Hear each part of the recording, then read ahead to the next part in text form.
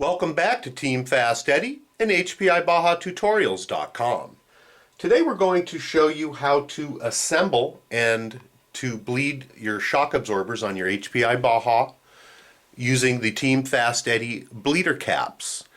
If you have not seen the review of the bleeder caps at this point, go ahead and check out our other review and give you a little better idea of what they are and what they do. And again, in this tutorial we're going to show you how to assemble them as well as how to bleed your shocks. The first portion of the tutorial here, we're going to show you what's in the package. You're going to go ahead and get 2 of the bleeder caps and all the necessary components in order to build the mounting system and the gaskets for it. We're going to go ahead and start off assembling it by grabbing one of the raw caps.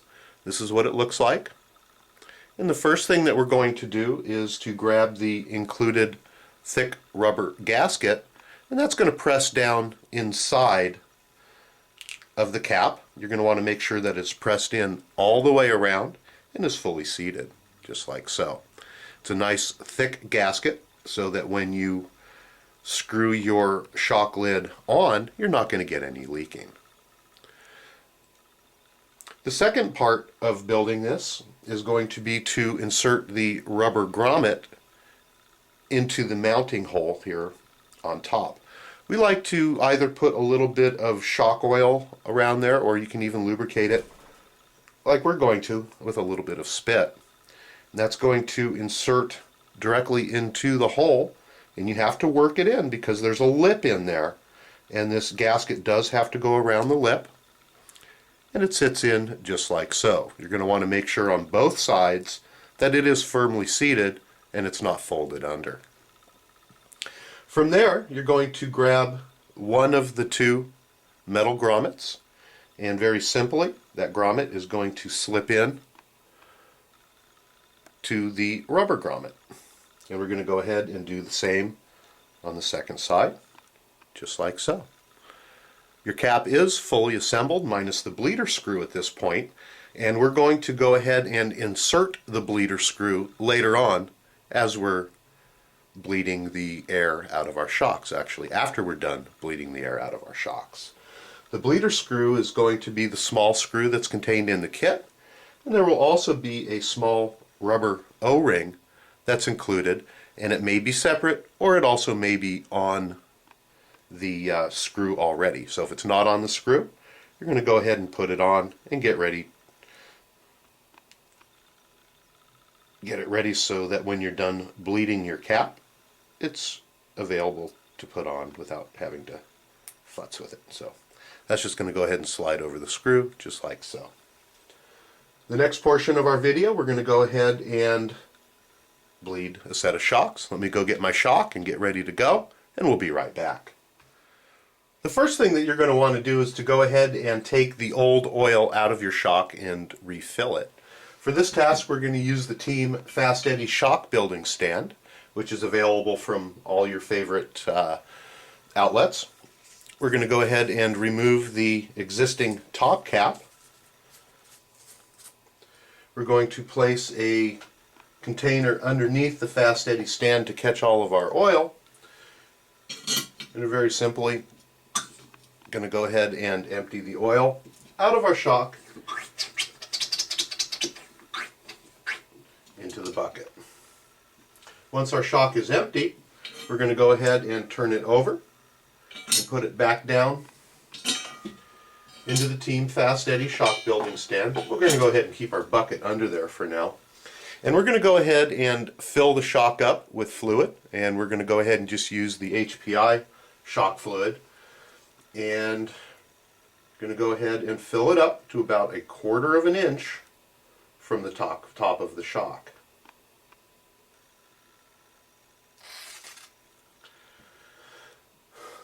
Air does get trapped inside of the shock body underneath the piston, so what we're going to do is very gently push up on the piston, and then we're going to very quickly pull down on it.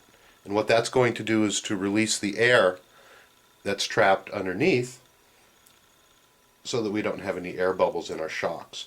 we're going to go ahead and at this point pump the shaft up and down to remove any of the air bubbles.